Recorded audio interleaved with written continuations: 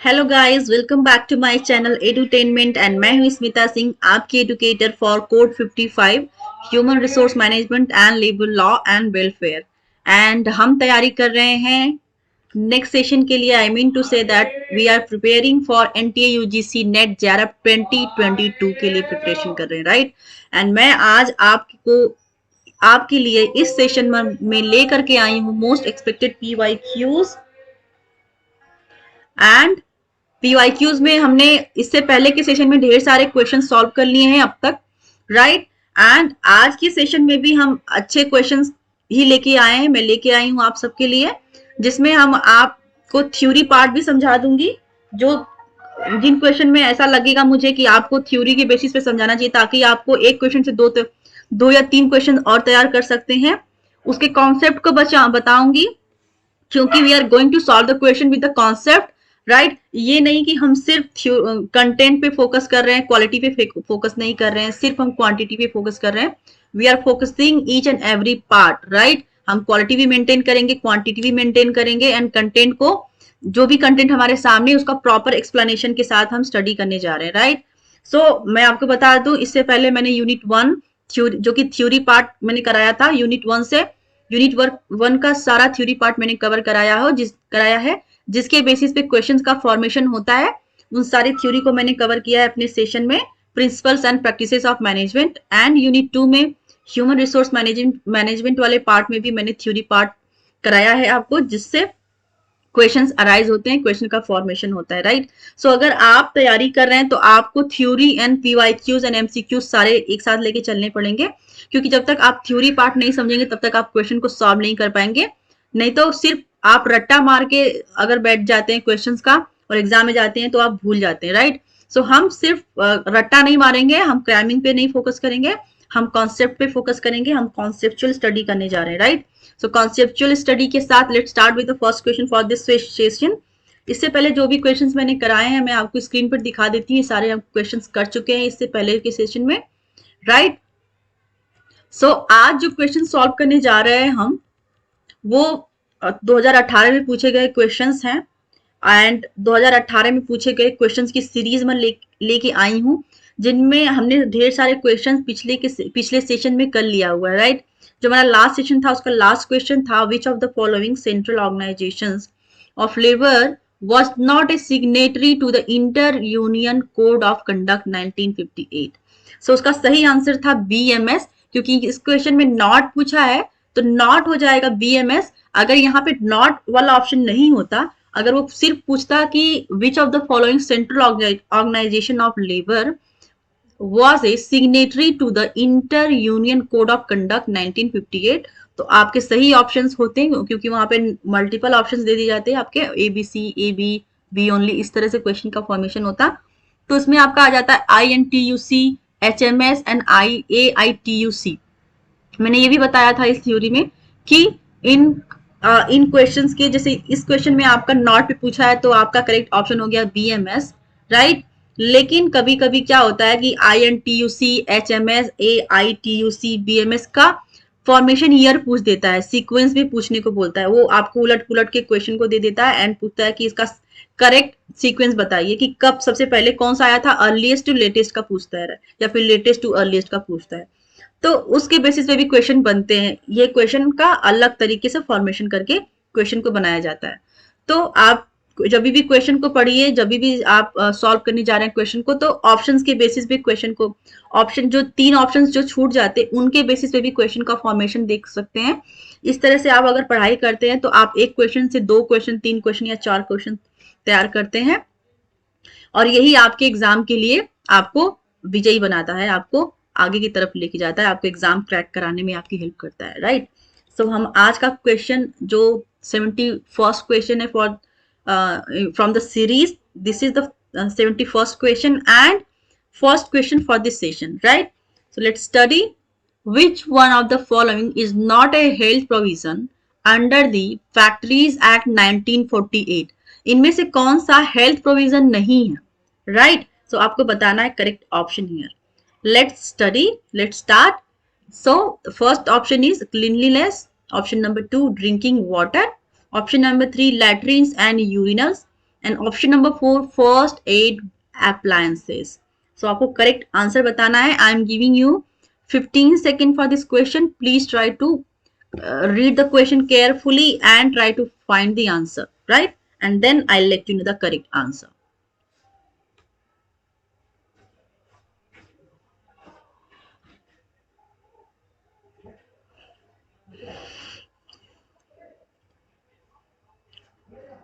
So here the correct option for this question is option number 4, first aid appliances. This is not the, I mean, this is not the provision for the health, for this question. As per this question not पूछा है तो not में आ जाएगा कौन सा provision नहीं है factories act में हेल्थ का प्रोविजन कौन सा नहीं है. तो first aid appliances is not a health provision, but cleanliness, drinking water, latrines and urinals, they are the health provisions in the Factories Act 1948. इसके अलावा भी ढेर सारे ऑप्शंस उसमें आपको मिल जाएंगे. जब आप फैक्ट्रीज एक्ट में आप पढ़ेंगे हेल्थ प्रोविजन पे, तो drinking water, cleanliness and latrines के अलावा भी आपको ढेर सारे ऑप्शन और भी चीजें हैं जो कि हेल्थ प्रोविजन में आती हैं. तो आप एक बार क्वेश्चन को एक बार आप गूगल पे सर्च करके या फिर आपके पास कोई भी बुक पढ़ी हो तो उससे आप पढ़ सकते हैं कि और क्या क्या इसके हेल्थ प्रोविजंस हैं. क्योंकि क्वेश्चन में अभी ये 3 दिए हैं, बाकी के अदर क्वेश्चन में कुछ और नाम डाल के दे सकते हैं. तो आपको अवेयरनेस होनी चाहिए कि हेल्थ प्रोविजंस में क्या क्या और ऑप्शंस आते हैं और क्या क्या चीजें आती हैं, राइट. सो यहाँ पे आपका करेक्ट ऑप्शन होगा, क्योंकि नॉट पूछा है तो यहाँ पे आ जाएगा first aid appliances. Let's move to next question. The question is, among the following, who is known for scientific selection of workers and harmonious cooperation between labor and management? So यहाँ पर scientific management की बात की गई है, scientific selection of workers and harmonious operation between labor and management की बात की गई है, और पूछा है कि कौन सा इसमें ऑप्शन करेक्ट है, right. So here are the options: Gilbreth, Elton Mayo, Max Weber and Henry L Gantt. इनमें से किसने ये थ्योरी दी थी, किसने ये एक्सप्लेन किया था, राइट. सो आपको करेक्ट ऑप्शन बताना है यहाँ पर. So let's, I am giving you 15 second for this question. Please try to find the answer.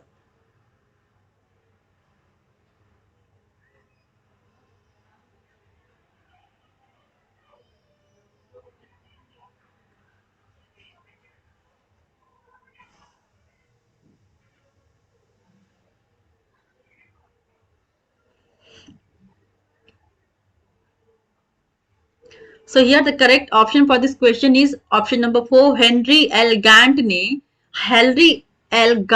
Gantt is known as scientific selection of, is known for scientific selection of workers and harmonious cooperation between labor and management. So this theory is given by Henry L. Gantt. Option number 4 would be the correct option for this question. And 73rd question, which one of the following falls under dry promotion category? Dry promotion क्या होता है, पहले तो आप समझिए dry promotion क्या होता है. पहले आप क्वेश्चंस को देख लीजिए, then I explain the question, right. So options are, option number 1, responsibilities remain the same but pay increases. Option number 2, responsibilities increase but there is no increase in the pay. Option number 3, responsibilities are reduced but pay remain the same. Option number 4, responsibilities are reduced but pay increases. So आपको यहाँ पे correct option बताना है dry promotion का. आई am giving you 15 second for the question.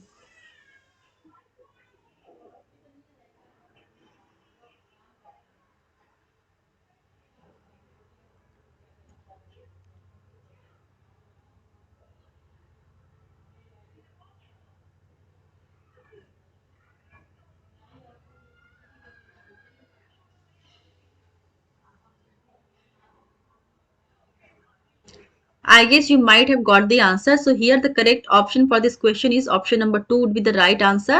Responsibilities increases but there is no increase in the pay. Right? So ये हो गया आपका ड्राई प्रमोशन. ड्राई प्रमोशन का मतलब होता है कि आपकी रिस्पॉन्सिबिलिटीज को तो बढ़ा दी गई है, आपके काम को बढ़ा दिया गया है, लेकिन पे में कोई इंक्रीज नहीं हुआ है, राइट. सो बिना इंक्रीमेंट के आपकी रिस्पॉन्सिबिलिटीज को बढ़ा दिया जाता है, that is the dry promotion. Promote तो किया जाता है बट रिस्पॉन्सिबिलिटी वाइज किया जाता है, सैलरी वाइज नहीं, तो इसको बोलते हैं dry promotion, right. And responsibilities remain the same but पे इंक्रीजेज, ये नहीं होगा। थर्ड ऑप्शन भी नहीं होगा, रिस्पॉन्सिबिलिटीज रिड्यूस बट पे रिमेन द सेम, ये भी नहीं होगा। Option number 4 responsibilities reduce but पे इंक्रीजेस, ये भी नहीं होगा, right.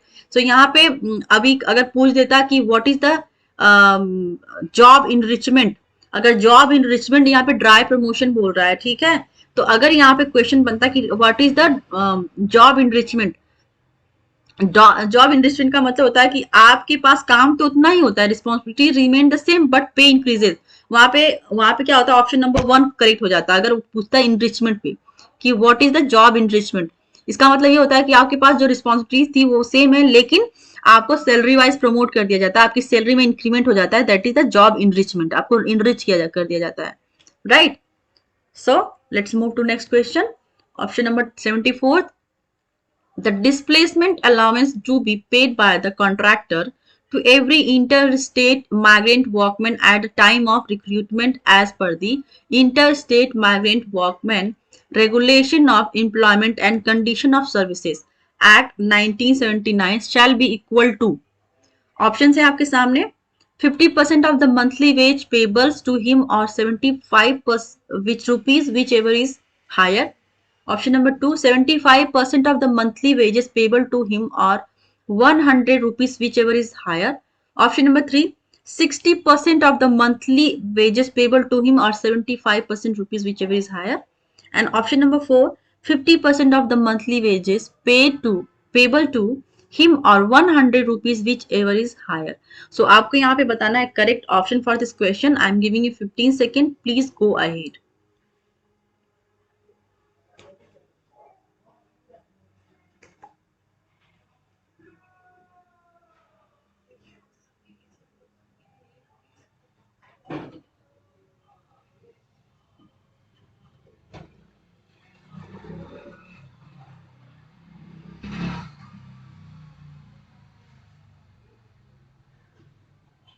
So I guess you might have got the answer. So here the correct option for this question is option number 1, 50% of the monthly wages. Displacement के case में क्या होता है, जो कॉन्ट्रैक्टर होता है वर्कमैन को डिस्प्लेसमेंट अलाउंस क्या देता है, उसका डिस्प्लेसमेंट अलाउंस जो वर्कमैन जो कॉन्ट्रैक्टर देता है वर्कमैन को टू इंटरस्टेट माइग्रेंट वर्कर्स को under the regulation of employment and condition of services act 1979 is 50% of the monthly wages payable to him or 75 rupees whichever is higher. So this would be the correct option for this question, right? Let's move to next question. 75th question. According to which of the following methods of human resource accounting present value of future earning of human resources is taken into account, right? So here options are option number 1, standard cost method, option number 2, economic value method, option number 3, opportunity cost method, and option number 4, replacement cost method. So which one will be the correct option for this question? Please tell me the answer.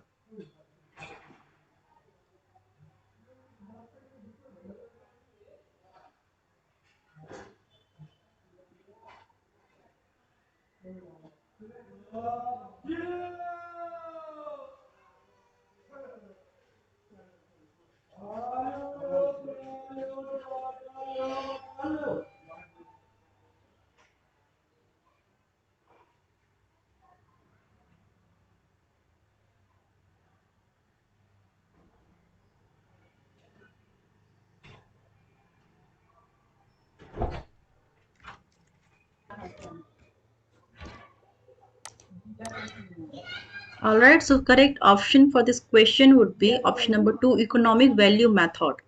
According to which of the following method of human resource accounting present value of future earning of human resources is taken into account is the correct option for this question would be option number 2, economic value method, right? So let's move to next question. The question is, the record keeping functions for the purpose of the unorganized workers Social Security Act 2008 shall be performed by, options are option number 1, the Labor Directorate of the state, option number 2, the district administration, option number 3, the state social security board, and option number 4, the Department of Labor of the state. आप correct option बताना इस question का, right? So I am giving you 15 second for this question, please go ahead.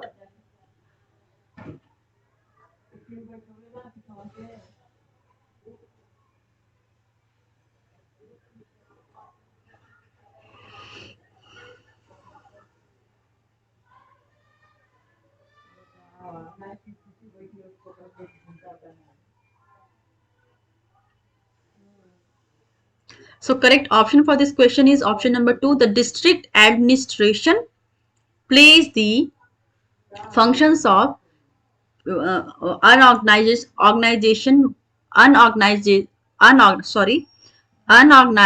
Workers Social Security Act 2008.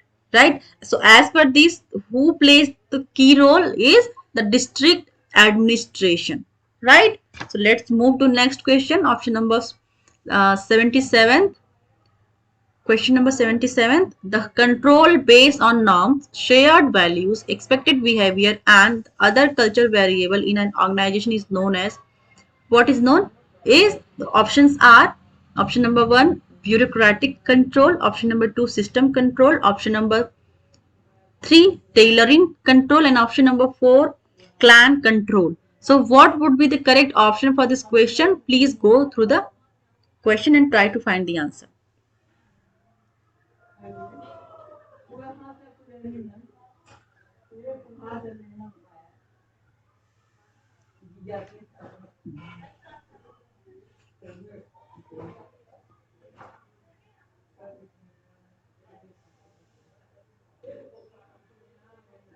So here the correct option for this question is option number 4, clan control. So यहाँ पर सही answer होगा clan control. Clan control के according आपको दिया जाता है norms, shared values, expected behavior and other cultural variables in an organization. So this would be the this would known to as clan control. Option number 4 would be the right answer here. So let's wind up the session here. We'll solve other questions, remaining questions in next session. Tab tak ke liye goodbye and thank you so much for watching me, and keep watching, keep liking and keep sharing my videos, and please do subscribe my channel if you have not done yet.